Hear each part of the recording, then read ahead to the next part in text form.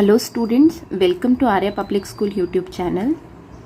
हम लोगों ने चैप्टर 8 जो है एप्लीकेशन ऑफ डेरिवेटिव्स वो स्टार्ट कर रखा है और आज का जो ये टॉपिक है उस चैप्टर 8 का हमारा लास्ट टॉपिक है, ठीक है, जिसका नाम है मैक्सिमा एंड मिनिमा। हिंदी में हम इसे कहते हैं उच्चस्त एवं निम्नस्त। ठीक है, आज की क्लास जो है हमारी बहुत ही इम्पोर्टेंट होने वाली है।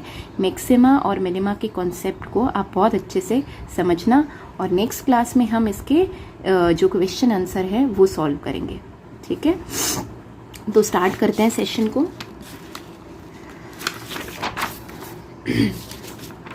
देखो, आप सभी देख पा रहे हैं कि यहाँ पर एक ग्राफ बना रखा है मैंने। 1 सेकेंड।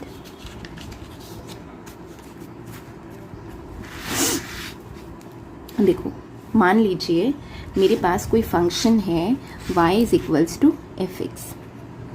ठीक है, कोई फंक्शन है y is equals to f x. ठीक है, और एक क्लोज इंटरवल ए बी में मैंने इस फंक्शन का ग्राफ ड्रॉ किया हुआ है। ठीक है, ये ग्राफ रहा हमारे पास में। ठीक है, ये जो ग्राफ है ये फंक्शन है y is equals to f x का हमारे पास में ग्राफ है इंटरवल a और b के अंदर। ठीक है, अब हम इस इंटरवल में इस आरेख पर, इस ग्राफ पर स्थित जो बिंदु है, जो पॉइंट्स है, उन पर विचार करते हैं, उनकी बात करते हैं। इस फंक्शन के जो ग्राफ पर स्थित बिंदु है जो आप देख रहे हो, a है, p है, q है, r, s और b है, इसकी बात करते हैं हम। ठीक है, इन सब की जो ऑर्डिनेट है, मीन्स ये जो ऑर्डिनेट है, इनको आप देखो, सबकी क्या है, ऑर्डिनेट अलग अलग है। ऑर्डिनेट और एब्सिसा के बारे में तो आप सभी जानते हैं, भुज और कोटि। भाई कोई भी बिंदु का क्या होता है, एक्स कोऑर्डिनेट होता है और क्या होता है, एक वाई कोऑर्डिनेट होता है। ठीक है, इसे हम क्या कहते हैं, भुज। इसे हम क्या कहते हैं, कोटि। इंग्लिश में हम इसे कहते हैं एब्सिसा और इसे कहते हैं हम ऑर्डिनेट। ये क्या होती है, डिस्टेंस फ्रॉम वाई एक्सिस। ये क्या होती है, डिस्टेंस फ्रॉम एक्स एक्सिस। ठीक है, तो यहाँ पे इस ग्राफ पर स्थित अगर हम बिंदुओं की कोटियों पर, ऑर्डिनेट पर विचार करें तो आप यहाँ पर देख रहे हो कि A का जो ऑर्डिनेट है, ये जो डिस्टेंस है वो क्या है, सबसे कम है, और B की जो ऑर्डिनेट है वो क्या है, सबसे ज़्यादा है। ठीक है, और ये जो P, Q, R, S है, अगर हम यहाँ तक की बात करें तो इस नेबरहुड के अंदर जो P और R जो है उनके ऑर्डिनेट तो क्या है, ज़्यादा, किससे, Q और S से। ठीक है, ये बात समझ में आ रही है हमें। और इन पर बिंदु P, Q, R, S पर ये जो हमने रेखाएं खींची हैं, इनके जो स्पर्श रेखाएं हैं वो क्या है, एक्स एक्सिस के पैरेलल है सारी। ठीक है, यानी Q और S की जो ये जो डिस्टेंस है, ये जो ऑर्डिनेट है, ये कम है, और P और R की क्या है, थोड़ी ज़्यादा है। तो आप इस ग्राफ से क्या समझ रहे हो कि हम जो ये जो बिंदु P है और ये जो बिंदु R है, इसे हम क्या कहते हैं, फंक्शन के उच्चिष्ट बिंदु, मीन्स पॉइंट्स ऑफ मैक्सिमा। और ये जो Q और S जो है, इसे हम फंक्शन के निम्नस्त बिंदु कहते हैं, पॉइंट्स ऑफ मिनिमा। बात समझ आ रही है। हमने फंक्शन का ग्राफ बनाया है। ठीक है, ये आपको इस ग्राफ पर कुछ पॉइंट्स दिख रहे हैं, P, Q, R है। यहाँ पर फंक्शन ये है, ये वैल्यू है, यहाँ पे फंक्शन की ये वैल्यू, यहाँ पे फंक्शन की ये वैल्यू। तो बिंदु P और R तो क्या है, फंक्शन के पॉइंट्स ऑफ मैक्सिमा, और Q और S क्या है, ग्राफ के पॉइंट ऑफ मिनिमा। और सिंपल सी बात है, हमें नाम से ही पता चल रहा है, उच्चिष्ट एवं निम्नस्त, मिनिमा और मैक्सिमा। यानी कि उच्च मीन्स बड़ी वैल्यू तो पॉइंट्स ऑफ मैक्सिमा, छोटी value means point of minima. आप एक कॉमन सेंस से भी हम कह सकते हैं कि Q और S क्या हो गए, भाई मिनिमा, पॉइंट्स ऑफ मिनिमा हो गए, और P और R क्या हो गए, पॉइंट्स ऑफ मैक्सिमा हो गए। क्लियर है। और इन उच्चिष्ट और निम्नस्त बिंदुओं को हम फलन के या फंक्शन के हम क्या कह देते हैं, एक्सट्रीम पॉइंट भी कहते थे। अगर मैं ये वर्ड यूज करूंगी एक्सट्रीम पॉइंट, इसका मतलब वो उच्चिष्ट बिंदु भी हो सकता है और वो निम्नस्त बिंदु भी हो सकता है। इनको मतलब कंबाइंड रूप से हम क्या कह सकते हैं, एक्सट्रीम पॉइंट कह सकते हैं। ठीक है ना, बात समझ में आई ये। ठीक है, आगे बढ़ते हैं। अब हम कुछ और डेफिनेशंस की तरफ आगे बढ़ते हैं। और डेफिनेशंस क्या है, जैसे सबसे फर्स्ट डेफिनेशन आपने बुक में देखी है कि आपकी किताब में लिखा हुआ होगा relative maximum and minimum value. Hindi में हम इसे कहते हैं सापेक्ष उच्चस्त एवं निम्नस्त मान। ठीक है, ये डेफिनेशन है। डेफिनेशन आप सभी ने बुक में पढ़ोगे तो लिखा हुआ होगा कि फंक्शन एफ एक्स का मान बिंदु x is equals to c पर उच्चस्त कहलाएगा यदि फंक्शन का मान x इज इक्वल्स टू सी के स्मॉल नेबरहुड में प्रत्येक बिंदु पर एफ सी से छोटा है। इस बात को हम समझते हैं कि देखो, अगर कोई बिंदु है मेरे पास में, जैसे फंक्शन है एफ एक्स का, एफ एक्स फंक्शन है, ठीक है, इसकी वैल्यू किसी बिंदु x is equals to c पर, कोई भी हमने आर्बिट्रेरी पॉइंट ले लिया x इज इक्वल्स टू सी, इस पर फंक्शन का मान क्या होगा, एफ सी तो होगा। फंक्शन एफ एक्स है, बिंदु सी है, तो इस पर जो फंक्शन की वैल्यू होगी वो कितनी होगी, एफ सी होगी ना। इस सी पर, इस बिंदु पर जो फंक्शन का मान है वो रिलेटिव मैक्सिमम यानी कि सापेक्ष उच्चस्त कहलाएगा।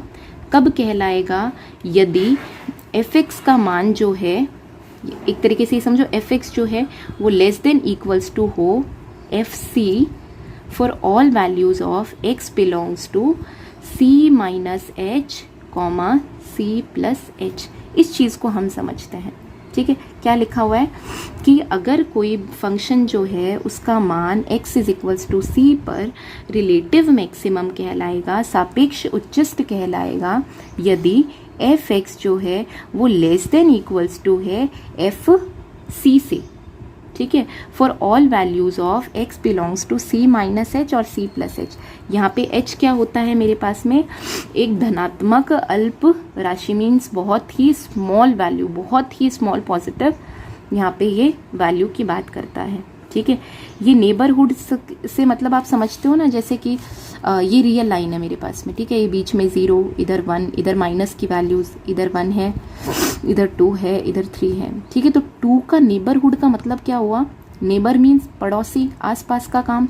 तो अगर यहाँ पे रियल लाइन में 2 है तो इसके जो आसपास के जो भी बिंदु होते हैं ना, ये 2 का नेबरहुड होता है। 2 से पहले मीन्स 2 माइनस एच, 2 के बाद में मीन्स 2 प्लस एच। 2 के आसपास का काम क्या हो गया, 2 का नेबरहुड। सी बिंदु का नेबरहुड क्या हो गया, सी के आसपास का, यानी सी माइनस एच और सी प्लस एच। यानी कि एफ एक्स जो है वो इस बिंदु को अपन क्या कहेंगे, x is equals to c पर जो है वो फंक्शन का मान जो है वो सापेक्ष उच्चस्त कहलाएगा, रिलेटिव मैक्सिमम कहलाएगा। कब कहलाएगा, व्हेन एफ एक्स जो है वो क्या हो, लेस देन इक्वल्स टू हो एफ सी से। भाई एफ सी का मान क्या होगा, बड़ा होगा तो वो क्या कहलाएगा, उच्चस्त कहलाएगा। निम्नस्त कब कहलाएगा, जब एफ एक्स बड़ा होगा या इक्वल्स टू होगा एफ सी से, ये ग्रेटर देन होगा, मीन्स ये बिंदु क्या कहलाएगा हमारे पास में, सापेक्ष निम्नस्त। ये वैल्यू जो होगी वो फंक्शन की वो क्या कहलाएगी, सापेक्ष निम्नस्त मान, मीन्स रिलेटिव मैक्सिमम वैल्यू कहलाएगी। ठीक है, ये बात समझ में आई हमें।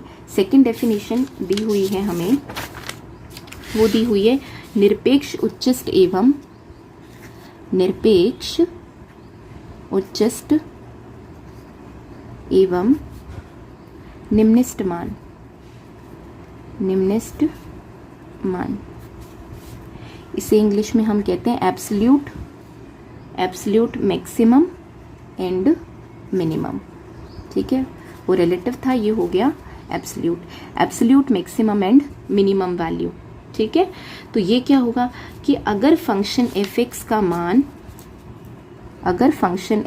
का मान उस फंक्शन का जो डोमेन होगा डी में बिंदु x is equals to c पर एब्सोल्यूट मैक्सिमम होगा यदि एफ एक्स जो है वो लेस देन इक्वल्स टू है एफ सी से, for all values of x belongs to d. उसमें और इसमें क्या अंतर है, वहाँ पे हमने सिर्फ और सिर्फ इस बिंदु की नेबरहुड की बात करी थी, यहाँ पर जो है हम फंक्शन के पूरे डोमेन की, ठीक है, बात करेंगे। तो अगर जो फंक्शन का मान है वो हमेशा क्या होगा, लेस देन होगा किससे होगा, लेस देन एफ सी से, या फिर इक्वल होगा for all values of x belongs to d, यानी कि प्रांत के जितने भी बिंदु है उसकी बात अपन कर रहे हैं, तो वो क्या कहलाएगा हमारे पास में, निरपेक्ष उच्चिष्ट, मीन्स की एब्सोल्यूट मैक्सिमम कहलाएगा। और अगर एफ एक्स जो है वो बड़ा होगा एफ सी से, तो ये क्या कहलाएगा, न्यूनतम कहलाएगा, मीन्स एब्सोल्यूट लीस्ट कहलाएगा, एब्सोल्यूट मिनिमम कहलाएगा। ठीक है, ये बात हमें समझ आती है। ठीक है, आगे बढ़ते हैं हम। अब आता है नेक्स्ट चीज, necessary condition for the extreme value of a function, फलन के चरम मान के लिए आवश्यक प्रतिबंध। चरम मान, एक्सट्रीम वैल्यू का मतलब उच्चिष्ट भी हो सकता है और निम्निष्ट भी हो सकता है। ठीक है, एक चीज और आप समझिए, यहाँ पर देखो, ये हमारे पास में फंक्शन का मान है, ये फंक्शन का ग्राफ आपको दिख रहा है। अब थोड़ा सा कॉमन सेंस लगाइए, देखो हमने फंक्शन का ग्राफ ड्रॉ करा, हम ड्रॉ कर रहे हैं, यहाँ से कर रहे हैं, यहाँ से कर रहे हैं, यहाँ पे कंडीशन आई कि फंक्शन एक तरीके से स्टॉप हो गया फंक्शन की।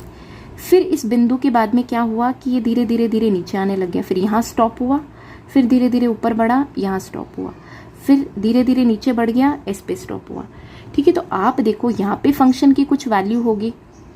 ठीक है, यानी एक तरीके से यहाँ पे वो लगातार बढ़ रहा है, बढ़ रहा है, बढ़ रहा है, यहाँ आके वो क्या हो गया, स्टॉप हो गया। यानी यहाँ पर जो मेरे पास में एफ डैश पी होगा वो क्या होगा, 0 होगा। भाई जो कांस्टेंट राशि होती है, कांस्टेंट जो भी वैल्यू होती है, उसका डिफरेंशिएशन हमेशा क्या होता है, 0। 5 एक कांस्टेंट है, वेरिएबल नहीं है, तो 5 का अवकलन क्या होगा, 0। तो यहाँ पे जो फंक्शन आके क्या हो गया, यहाँ पे एक तरीके से स्टॉप सा हो गया, तो यहाँ पे एफ डैश पी बराबर क्या होगा, 0 होगा। ठीक है, यहाँ पे भी कांस्टेंट का काम है, तो एफ डैश सी जो है वो मेरे पास में, एफ डैश क्यू जो होगा मेरे पास में क्या हो गया, वो 0 हो गया। सॉरी। अब देखो हम बात करेंगे necessary condition for the extreme value of a function, necessary फलन के चरम मान के लिए आवश्यक प्रतिबंध। तो डायरेक्ट मैं स्टेटमेंट बता रही हूँ आपको कि मेरे पास कोई फंक्शन है एफ एक्स, जो कि अवकलनीय फंक्शन है, डिफरेंशिएबल फंक्शन है, x is equals to c पर, किसी बिंदु पर इस फंक्शन की एक्सट्रीम वैल्यू होगी। एक्सट्रीम वैल्यू मतलब या तो उच्चिष्ट या फिर निम्निष्ट। कब होगी, when f dash c is equals to 0, necessary आवश्यक प्रतिबंध, यानी ये जो सी बिंदु होगा ये मैक्स या ये पॉइंट ऑफ मैक्सिमा होगा या फिर पॉइंट ऑफ मिनिमा होगा, तभी होगा जब एफ डैश सी बराबर हमारे पास में कितना होगा, 0 होगा। एफ डैश सी हमारे पास में क्या होगा, 0। यहाँ पे मैंने आपको समझाया ना कि भाई ये जो पी क्यू आर एस है ये सब क्या है, हमारे पॉइंट्स ऑफ मैक्सिमा और मिनिमा ही तो है। इस बिंदु पर जब डिफरेंशिएशन करोगे तो वैल्यू कितनी आएगी, 0। एक तरीके से यहाँ पे फंक्शन क्या है, एक तरीके से एज अ कांस्टेंट बिहेव कर रहा है, यहाँ पे भी कांस्टेंट बिहेव कर रहा है, यहाँ पे भी रुका फिर नीचे गिरने लग गया, यहाँ रुका फिर ऊपर चलने लग गया। तो नेसेसरी कंडीशन जो है, जो आवश्यक प्रतिबंध है कि भाई फलन कोई एफ एक्स आपको दे रखा है और किसी बिंदु एक्स इज इक्वल्स टू सी जो है वो क्या होगा, इस फंक्शन का पॉइंट ऑफ मैक्सिमा होगा या पॉइंट ऑफ मिनिमा होगा। किस कंडीशन में होगा, जब एफ डैश सी मेरे पास में कितना हो, 0 होता है। ठीक है, अब इसके बाद में हम आगे बढ़ते हैं, sufficient condition for the extreme value of a function. ठीक है, सफिशिएंट, अभी हमने नेसेसरी कंडीशन की बात करी थी, अब हम फलन के चरम मान के लिए पर्याप्त प्रतिबंध, सफिशिएंट कंडीशन की बात करेंगे। अब क्या होगा भाई, x इज इक्वल्स टू सी जो है वो फंक्शन का पर फंक्शन का उच्चिष्ट मान विद्यमान होगा, या फिर ये जो बिंदु है ये फंक्शन का पॉइंट ऑफ मैक्सिमा होगा। कब होगा, यदि एफ डैश सी मेरे पास में कितना हो, 0 हो, और क्या होना चाहिए, एफ डबल डैश सी जो है वो क्या होना चाहिए, लेस देन 0 होना चाहिए। ये सफिशिएंट कंडीशन है।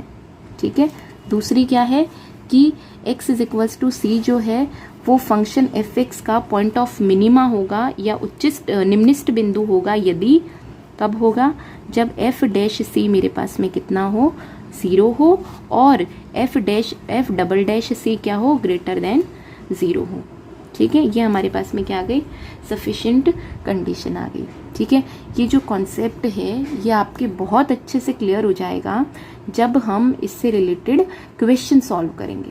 ठीक है, थोड़ा कम भी समझ आ रहा है तो डरने की कोई चीज़ नहीं है। हम लोग जब इसके क्वेश्चन सॉल्व करेंगे ना तो ये कॉन्सेप्ट हमें और अच्छे से क्लियर होगा। और सिंपल लैंग्वेज में अगर हम बात करें देखो तो point of maxima, point of minima, ये जो मैक्सिमम मिनिमम वर्ड है इनका आप हिंदी अर्थ बहुत अच्छे से जानते हो। मैक्सिमम मतलब ज़्यादा और मिनिमम मतलब कम हो गया, तो पॉइंट ऑफ मिनिमा और मैक्सिमा भी यही है। मैक्सिमम पॉइंट भाई मिनिमम पॉइंट, ये तो इसमें कोई इतना कुछ हमें दिमाग लगाने की ज़रूरत नहीं है। और रही बात इस नेसेसरी कंडीशन में, मैंने क्या आपको बोल दिया एफ डैश सी बराबर 0, इसका क्या मतलब हुआ भाई यहाँ पे बिंदु आके स्टॉप हो गया, एज अ कॉन्स्टेंट बिहेव कर रहा, तो इसका डिफरेंशिएशन क्या हो जाएगा, 0 हो जाएगा। ठीक है, अब हम थोड़ी सी प्रॉपर्टीज़ देखते हैं, एक दो बातें और देखते हैं। जैसे कि क्या होगा, एक लाइन लिखी हुई कि जो पॉइंट ऑफ मैक्सिमा और मिनिमा होंगे वो हमेशा एकांतर क्रम में विद्यमान होंगे, है ना, ऑल्टरनेटिव होंगे। कैसे, अब जैसे पहले उच्चिष्ट आ गया बिंदु, फिर निम्निष्ट बिंदु आया, फिर उच्चिष्ट बिंदु आया, फिर निम्निष्ट बिंदु आया। अब आप कोई भी फंक्शन का ग्राफ ऐसा ड्रॉ करके देख लो, अपने हिसाब से कर पाओ तो, कि आप दो मिनिमा पॉइंट या दो मैक्सिमा पॉइंट एक साथ बना सको। खुद दिमाग लगाना, ये पॉसिबल है या नहीं। भाई आप कोई भी ग्राफ बना रहे हो, उसमें आप पॉइंट ऑफ मिनिमा मैक्सिमा बना रहे हो, तो पहले मैक्सिमा आ गया, फिर मिनिमा ही, यानी मैक्सिमा के बाद direct maxima point maximum point नहीं मिलेगा, उन दो के बीच में एक मिनिमम पॉइंट आपको ज़रूर, आप ऐसे किसी भी फंक्शन का ग्राफ ड्रॉ नहीं कर सकते कि पहले इधर भी क्या आ गया, मैक्सिमा आ गया, फिर दोबारा मैक्सिमा पॉइंट आ गया, बीच में तो मिनिमा पॉइंट आएगा ही आएगा, यानी पहले मैक्सिमा मिनिमा है, तो ये जो होगा वो एकांतर क्रम में विद्यमान होगा। ठीक है, ये बात हमें समझ में आ गई। अब वर्किंग रूल की बात कर देते हैं कि working rule to find maxima and minima, उच्चिष्ट बिंदु और निम्निष्ट बिंदु को ज्ञात करने की क्रिया विधि, वो और हम देख लेते हैं, यानी कि क्वेश्चन को हमें कैसे सॉल्व करना है। तो देखो अपन एक करना क्या होगा आपको, जैसे एक फंक्शन दिया हुआ होगा, क्वेश्चन के अंदर फंक्शन दिया हुआ होगा, मान लो आपको y is equals to f x दिया हुआ है, और आपको दे दिया कि इस फंक्शन का उच्चिष्ट बिंदु कौन सा है और निम्निष्ट बिंदु कौन सा है, उच्चिष्ट मान क्या है और निम्निष्ट मान क्या है। एक चीज़ और देखो, उच्चिष्ट बिंदु और उच्चिष्ट मान में फ़र्क है।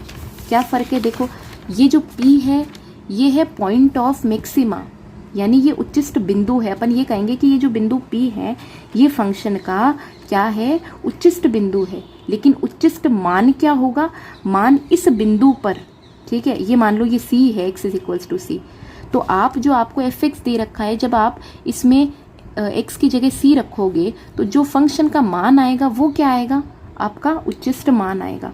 और ये बिंदु क्या होगा, ये बिंदु उच्चिष्ट बिंदु होगा, और इस बिंदु को जब आप फंक्शन में रख दोगे तो जो मान आएगा वो आपका क्या होएगा, उच्चिष्ट मान आएगा।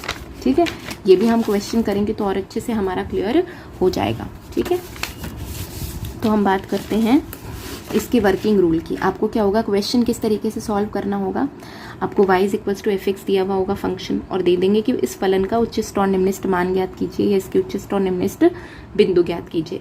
तो सबसे पहला काम आपको क्या करना है, जो स्टेप 1 हमारी होगी, आप क्या करो, f dash d y by d x निकाल लो, या फिर हम कहते हैं एफ डैश एक्स, एक ही बात है, d y by d x निकाल लो, यानी उसे डिफ्रेंशिएट कर दो। डिफ्रेंशिएट कर दिया, सेकेंड स्टेप में क्या करोगे, इस d y by d x को 0 के बराबर रख दो, 0 के बराबर रख दो।